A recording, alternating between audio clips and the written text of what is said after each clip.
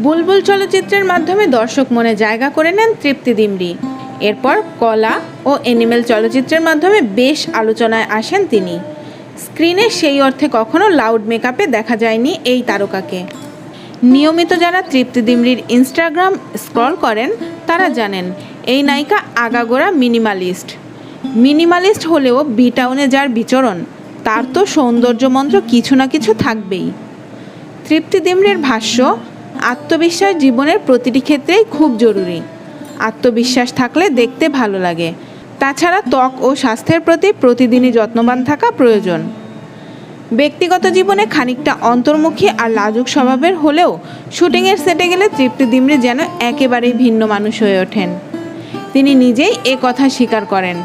তিনি বলেন, কাজে যখন থাকি তখন একেবারে চরিত্রে ডুবে যাই, আর এটাই আমাকে আত্মবিশ্বাসী করে তোলে।